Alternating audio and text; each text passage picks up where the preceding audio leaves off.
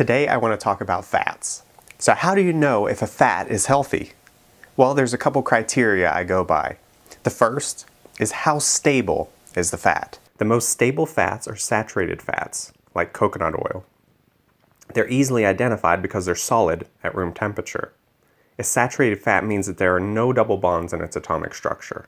Because of this, they're the most stable fats and can be safely used to cook at high temperatures.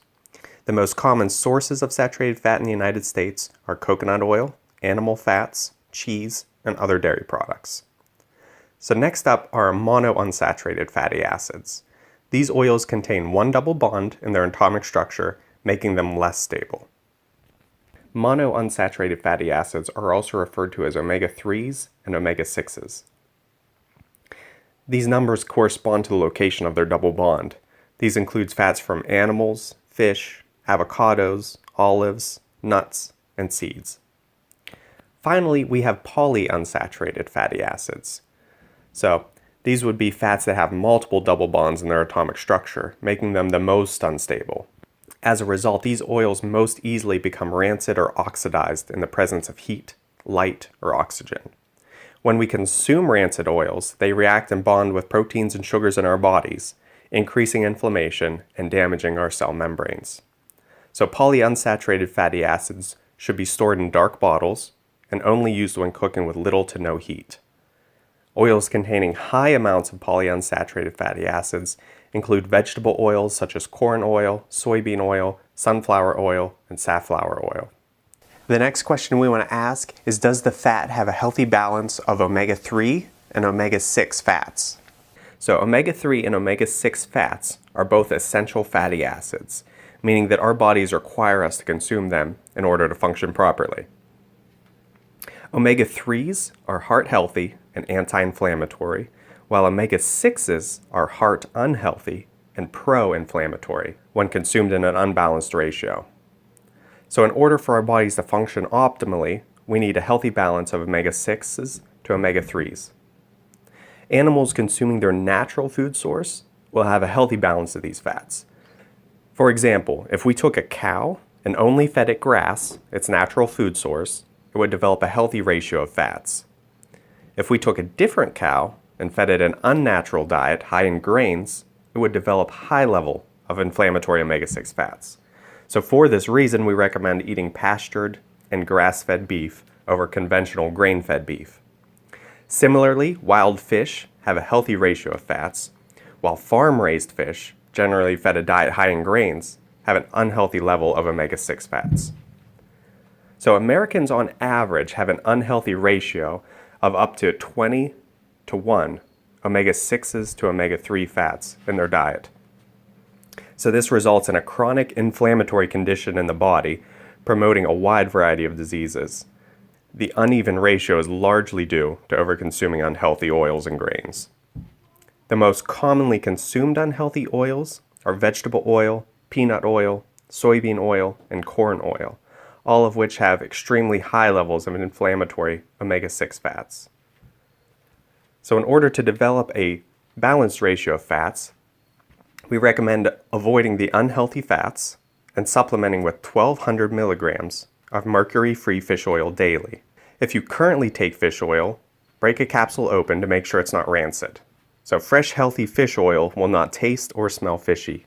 If your fish oil smells spoiled, throw it away. Also, read the nutrition label and verify that the EPA and DHA make up the majority of the fish oil. Less reputable companies try selling fish oil that may contain only a small amount of EPA and DHA per 1,200 milligram serving. The rest is filler. Finally, the last thing we want to check is, are there any trans fats present? So trans fats are rare in nature, but they're common in processed foods. So trans fats are created by an industrial process where hydrogen molecules are added to vegetable oils to increase the shelf life of food. These fats are extremely damaging to your body and increase your risk of both heart attack and stroke by increasing the amount of inflammation in your arteries and raising blood levels of LDL cholesterol and triglycerides.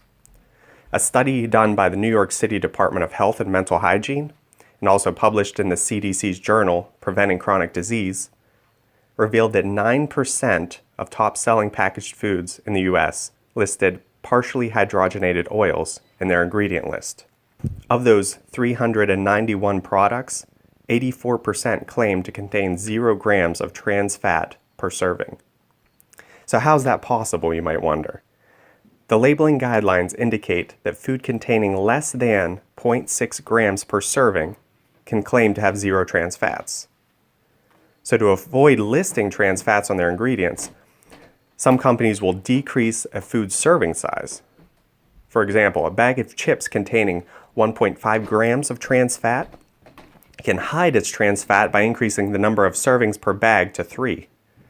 That results in 0.5 grams of trans fat per serving. So in this case, the bag of chips would show 0 grams of trans fat on the nutrition label. In short, if the nutrition label reads partially hydrogenated oils or hydrogenated oils, then there are trans fats in the product, and it's best to be avoided. Common foods containing trans fats are margarine, shortening, cookies, pastries, candy bars, crackers, bread, fried food, microwave popcorn, and so on.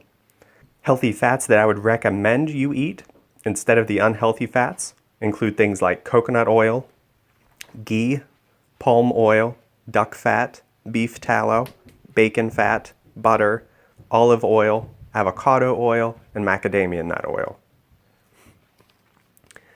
Unhealthy fats I would recommend avoiding are fats such as vegetable oil, margarine, hydrogenated oils, trans fats, canola oil, rapeseed oil, soybean oil, peanut oil, corn oil, cottonseed oil, safflower seed oil, and so on. A common question I get asked in the office is, which fats do I personally use? For cooking with little to no heat, I use extra virgin olive oil. For medium heat, I use butter. And for high heat, I use coconut oil. If you guys are enjoying the content, like this video, and we'll see you next time.